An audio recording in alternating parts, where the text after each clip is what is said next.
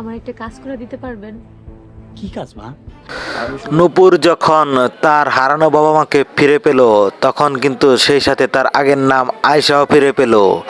আয়শা নাম হওয়ার সাথে সাথে সে কিন্তু শুধু তার নামের পরিবর্তন হলো না, তার সকল কাজকাম এবং আচার ব্যবহারেরও পরিবর্তন হয়ে গেল।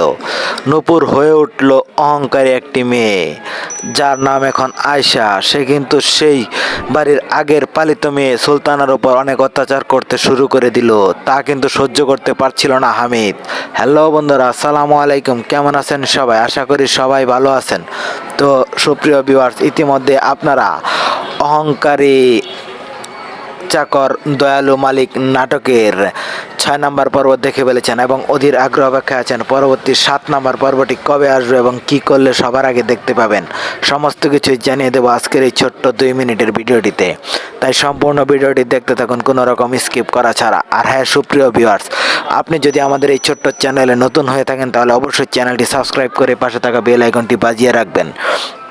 আর কে কোথা হতে ভিডিওটি দেখছেন সেটিও কমেন্ট করে জানাতে বলবেন না। আমাদের আগামী ভিডিওতে আপনাদের নামগুলো কমেন্ট সহ পড়ে শোনানো হবে। তো সুপ্রিয় ভিউয়ার্স, আমাদের গত ভিডিওতে কমেন্ট করেছিলেন সৌদি আরব থেকে আনোয়ার, মালয়েশিয়া থেকে আজমল, ঝিনাইদহ থেকে সোহাগ, রাজশাহী থেকে রাশেদুল, চট্টগ্রামের সাতকাহিনী থেকে মুনতাহা। আপনাদের সকলকে অসংখ্য ধন্যবাদ কমেন্ট করে আমাদের পাশে থাকার জন্য। তো সুপ্রিয় ভিউয়ার্স, আপনারা কিন্তু দেখতে পেয়েছেন অহংকারী চাকর দয়ালু মালিক নাটকের 6 নম্বর পর্বে ঘটে গেছে অনেক বড় ধামাকা। তো এর পরবর্তী 7 নম্বর পর্ব কেমন দেখতে চান অবশ্যই আপনাদের মূল্যবান মতামত কমেন্ট করবেন। আপনাদের মতামতের ভিত্তিতে ইগল টিম তাদের পরবর্তী পর্বগুলো তৈরি করবে। তো সুপ্রিয় ভিউয়ার্স, এই নাটকের পরবর্তী 7 নম্বর পর্ব আসতে চলেছে আগামী মঙ্গলবার বিকেল 3টা 30 ইগল ইসলামিক নাটক ইউটিউব চ্যানেলে। তো সবার আগে নাটকটি দেখতে চ্যানেলটি সাবস্ক্রাইব করে পাশে থাকা বেল আইকনটি বাজিয়ে রাখবেন।